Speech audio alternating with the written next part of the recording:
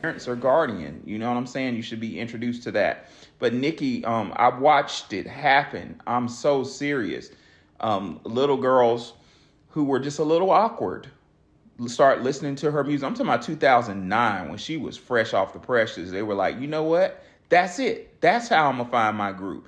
And groups start to form in Birmingham, Alabama, based off of her music. I didn't view it as I knew I didn't like it, but I was too young. I didn't understand it. I understand it now. It was a socially engineered attack on our numbers. I'm really happy to see that we're waking up to this. Go ahead. I'm sorry, but I just wanted to say something to stand on this point about Boosie and why I don't think people really get on Boosie bumper a certain type of way. And somebody correct me if I'm wrong, because I like Boosie. I feel that there's a difference Boosie too. I feel there's a difference in Boosie badass music and Lil Boosiana music. It's a difference in that type of Boosie music. But either way, I like Boosie either way. For the most part, there's some things that Boosie say and do I don't agree with. But I feel like Boosie's honest.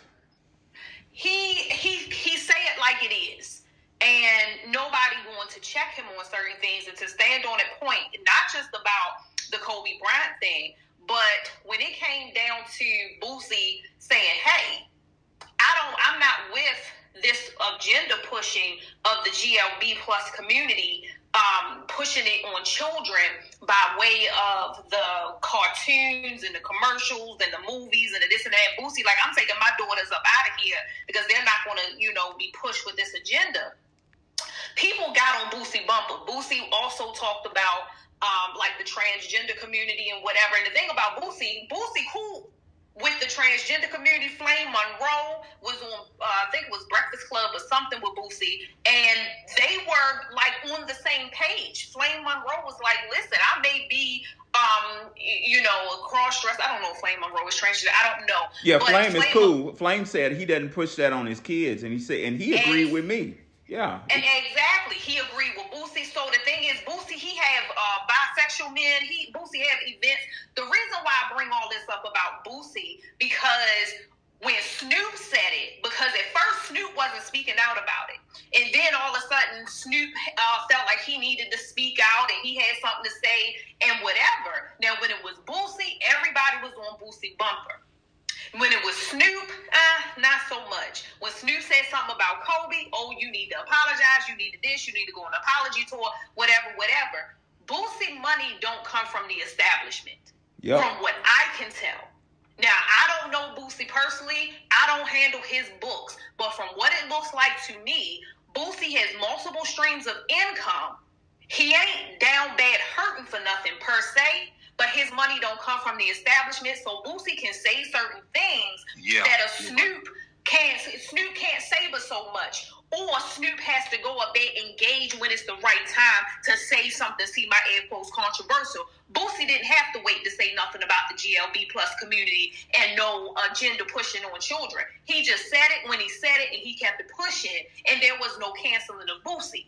So I say all of that to say some of the people that we're talking about here, it really goes back to where people get their money from, who is funding these people. And again, once you follow the money and you know where the money comes from, all of the rest of it begins to make more sense. Yeah.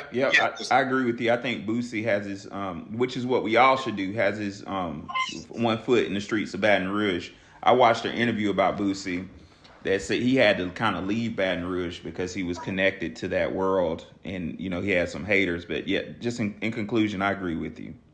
But tell me this, Professor Kush, right quick, and anybody here, do you all know who Susan Rice is?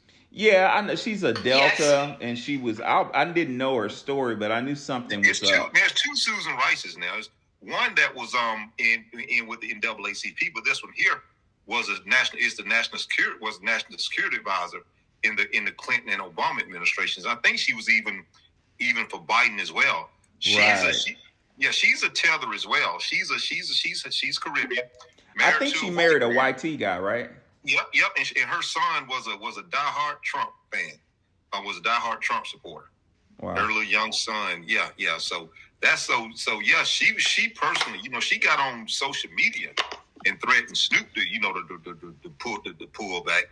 And next thing you know, he was going on an apology tour. So what Kush is saying has merit because Snoop is up there with some real elites and probably some people that can really cause him harm. Not to say anything bad about my brother Snoop, but what I am gonna say is Suge Knight told on Snoop. If y'all remember back when I was a little boy, Suge Knight said, y'all remember Murder Was a Case? Snoop dodged a real heavy murder case, if I remember clearly. It's been 30 years. 19. Yeah. Not only him, Ray Lewis, all of those folks is really clicked in. They get them off. Ray Lewis as well. Yeah. And then he got all these television sports anchor jobs, so. Yes. Suge Knight got in his ass. He said, when you get a charge with a high murder or high crime and they got evidence and everything on you and you beat the case, he said, y'all know what he said. I'm gonna leave that alone. Cause I want to like Snoop. I feel like Snoop is kind of like W. Du Bois. He wanted to see, a lot of us would think like W. Du Bois made a deal with the devil, thinking that once he got to the top, he could flip on the devil and help the black community. But once you don't understand them deals you make, you know what I'm saying? Once you make that deal, you belong to them. I have a friend, when I was in law school, my objective was to be an entertainment attorney, and I'm kind of glad that didn't work out. I have a friend who followed it, and he's an entertainment attorney in Atlanta. I'm not going to say his name, but he had a client. I'm not going to say the client. I don't want to get him disbarred, but y'all all know this client. He's a famous rapper, and this rapper was all over the TV screen back in 2010s, Well, anyway, this rapper got in some trouble. Y'all probably know who I'm talking about. And this rapper, he got him out of some trouble. And he was like, man, that'll be 10 grand. And the rapper couldn't pay him. Like, the rapper had to pay him with a flat screen TV and all. I was like, I thought this nigga had money. But he started telling me about the contract that these rappers be signing. And this motherfucker, and you know who backs me up with this? David Banner said the same shit. He said that in them contracts that the suits give the rappers, the contracts have precedence where they have to say bitch, nigga, promote dope. And so all this hardcore rhetoric ain't even coming from these niggas. When I was in Memphis teaching at a historical black college there, it was a young rapper that young men, FBAs would swear by. And some of my students actually did crimes that were inspired by this dude. And they're doing time right now. This rapper's name is NLE Chopper. And I knew something was off because we lived right in the neighborhood right next to NLE's mama. And NLE's mama lived in this gated neighborhood. I'm like, why this nigga talking about, but he talking about blicking people, blick, like shooting them. I was like, why he talking all this shit and he live in Cordova? Like, that's that's a rich neighborhood. And anyway, come to find out, NLE's a fucking Jamaican, man. So these people are spewing poison into our communities. And it's my opinion, back with evidence, that they're sent to do that. It's not a mistake. It's not an accident. It's not a mistake that we don't have any Marvin Gayes anymore. It's not a mistake that we don't have any Minnie Ripertons and Roberta Flack's anymore. They've been taking out the paint, and they've been giving us these foreigners that are spewing like Little Kim all this fucking debauchery that's never been a part of our culture. I'm from Birmingham, Alabama. Black Americans, do y'all know that our culture is wearing suits and ties and dresses below our knees? That's our culture. It's always been wearing black frame glasses. That's who we are. We need to get. Speaking of the music, Stephanie Mills said it a couple of years ago that they want R&B, soul music. They just don't want it from us. And then that's why you had the Bruno Mars's Other World. So just want to interject. And Adele, you right. Dr. Ward, good to see you, sir. All right, good evening. What's the Navy say? Stand by. Attention on deck. Yeah, when a superior officer, like somebody like that, but I always didn't like make it that high. I thought that shit was cool as fuck. Stand by. Shit was stand by while the ship rolls about. That shit raw. The Marines did stand by. Yeah, but I think someone mentioned Susan Rice. I think that was Obama's national security advisor, and she was going to be Secretary of State, but she fucked that up with the whole Benghazi thing. And yeah, she's I believe her mother is black and her dad is Jamaican. So, yeah, that's who she is. I've heard some stories about her. I don't want to say them because I don't have any proof. But yeah, I've heard that they used to send her to leaders in Africa to to push a deal through. And Intelibridge, when she worked for Intelibridge.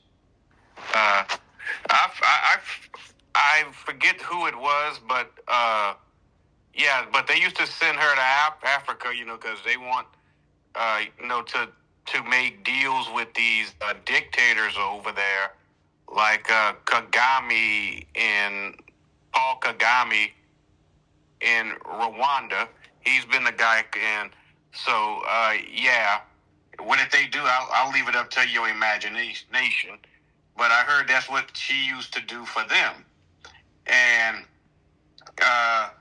so, yeah, like Nicki Minaj, and, I think the thing that's going on with her is that she's looking for a new way, a new grift. I mean, because the hip-hop game is not what it was for her. She was never a good rapper. I don't need you. You don't need me to tell you that. Right. But have you seen pictures of her before she got made up? I mean, she had. I mean, I don't want to criticize. I'm not trying to criticize women, but so Do you know what I'm talking about? I'm looking up now.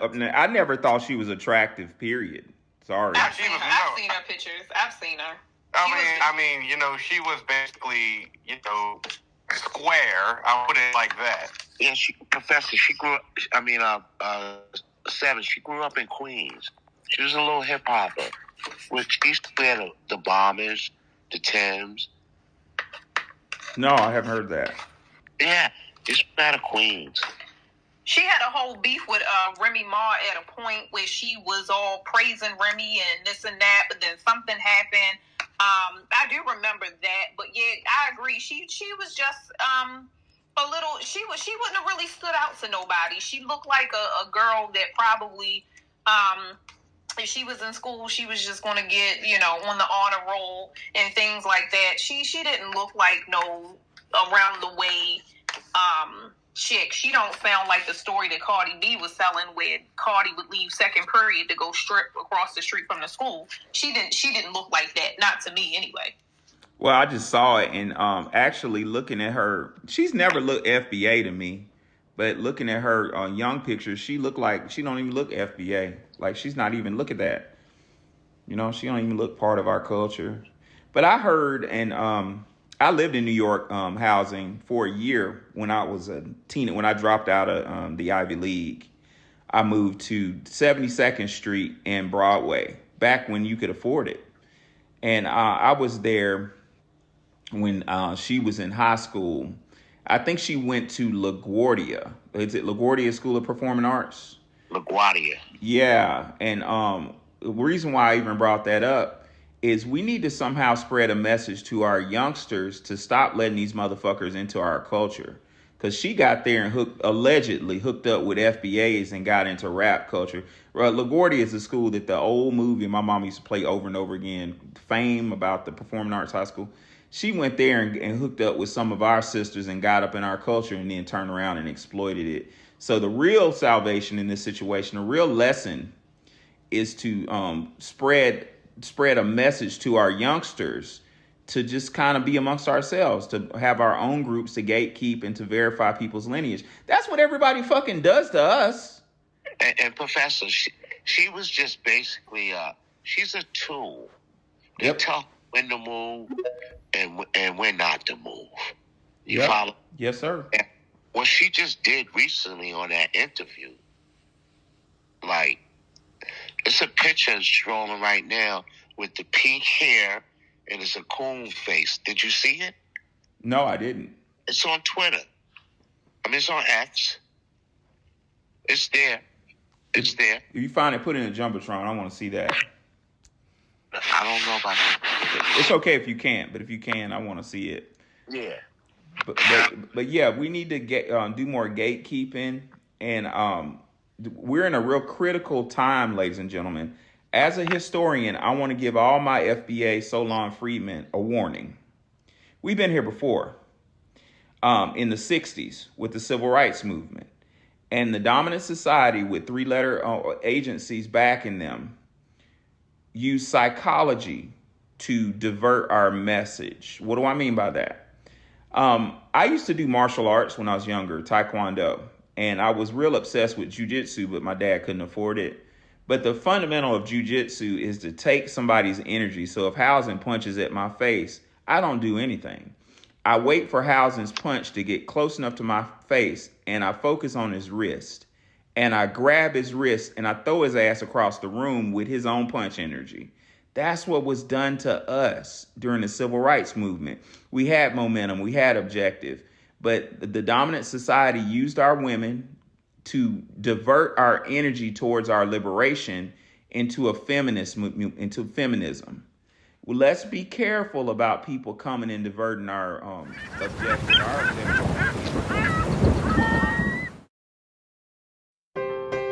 Black students, we need to know our history.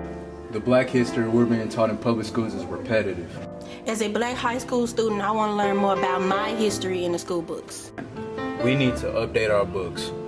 As black American students, we deserve an accurate depiction of what black history truly is. I want to see myself in these textbooks. In the public school system, black history is vague. Why don't the school books ever talk about the Freedmen's Bureau?